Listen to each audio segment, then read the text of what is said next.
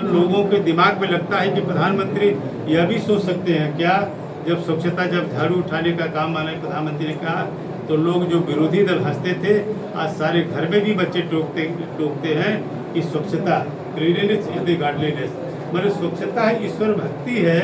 आज पूरा देश उसी पे चल रहा है, इसलिए आज इसको लेकर के हम इसी करने आए थे, हम सभी जनप्रतिनिधिगण कि 12 साल में माननीय प्रधानमंत्री ने इस देश को जो एक ऐतिहासिक जो सपना था, इस गरीब के सपने को सच करने का काम माननीय प्रधानमंत्री ने किया है।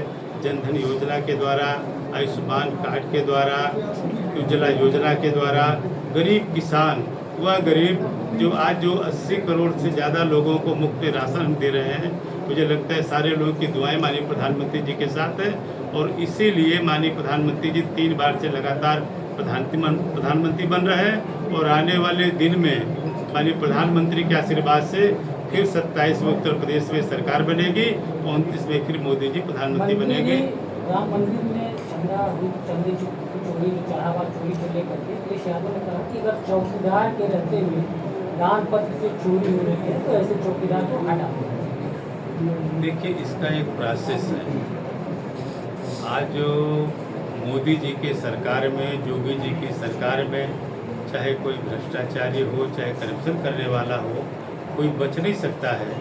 अगर इस तरीके की शिकवा शिकायत जैसा आप बता रहे हैं, अगर ऐसा है तो निश्चित रूप से उसकी जो बारीकी से जांच करके ऐसे लोगों के खिलाफ सख्त कार्रवाई की जाएगी। ये संयोग है कि आज जेवर एयरपोर्ट से आज उड़ान शुरू हुई है। आज प्रभारी मंत्री के रूप में पहली बार आ रहे हैं। कुशीनगर उससे भी पुराना एयरपोर्ट, तमाम कवायदे हुई, प्रशासनिक कवायदे हुई, राजनीतिक कवायदे हुई, लेकिन अभी भी उड़ान शुरू नहीं। देखिए, मैं तो बधाई दूंगा इस देश के सबसे प्रधानमंत्री आदरणीय मोदी जी को कि जिस एशिया का सबसे बड़ा जो एयरपोर्ट जो जेवर में बना है, जिन किसानों ने अपनी ज़मीन दे करके एशिया के सबसे बड़ा वहाँ पे एयरपोर्ट बनाने का जो ज़मीन दिया है, आज माननीय मोदी जी और योगी जी के नेतृत्व में आज वही किसान पहली फ्लाइट में जेवर एयरपोर्ट से आज लखनऊ आ रहा है, जिसको इस प्रदेश के मुख्यमंत्री आदरणीय योगी जी रिसीव करके उन किसानों को सम्मान देने का काम करेंगे।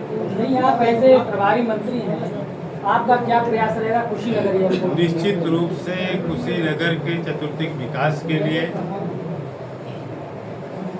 सारे जनप्रतिनिधियों से मिल करके, यहाँ के प्रशासनिक अधिकारियों से मिल करके, उनका सारा रोड मैप तैयार करके, मैं मुख्यमंत्री से मिल करके, अगर ऊपर की बात होगी तो हमारे सांसद लोग मिलकर की बात करेंगे। और मैं समझता हूँ कि माननीय प्रधानमंत्री की जो सोच है, इतना बड़ा एयरपोर्ट जो बना है, निश्चित रूप से मुझे पूरा विश्वास है कि आने वाले दिन में जिस तरीके से माननीय प्रधानमंत्री जी ने टूरिज्म के क्षेत्र में पूरी दुनिया में जाकर के लोगों को आमंत्रित किया है, आने वाले दिन में यह बुद्ध की धरती जो है आज बहुत बड़े पैमाने पाएंगे, लोग आएंगे, टूरिज्म के लोग, टूरिस्ट। और मुझे लगता है काफ़ी कम दिन के अंदर ही या बहुत जल्द ही यह भी आपकी जो इंटरनेशनल जो एयरपोर्ट है ये संचालित होगा। अभी कुछ दिन पहले ही उप मुख्यमंत्री आए थे, उनसे भी ये सवाल किया गया कि कुशीनगर अंतर्राष्ट्रीय एयरपोर्ट कब से शुरू होगा। उनका ये कहना था कि बस चंद समय पहले ही मेरे मोबाइल पे एक मैसेज आया है कि बहुत जल्दी शुरू हो जाए।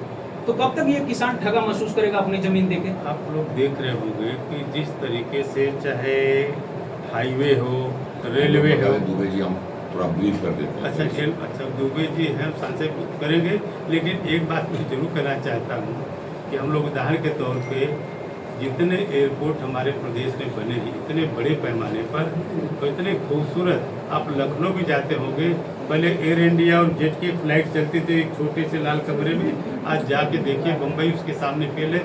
जिस तरीके के एयरपोर्ट बन रहा है, मुझे लगता है इस पर जो माननीय प्रधानमंत्री मुख्यमंत्री की सोच है, आने वाले दिन में जल्दी शुरू होगा। इसके विस्तार में माननीय हमारे सांसद आरपीएन सिंह साहब और हमारे द्विवेदी जी करेंगे।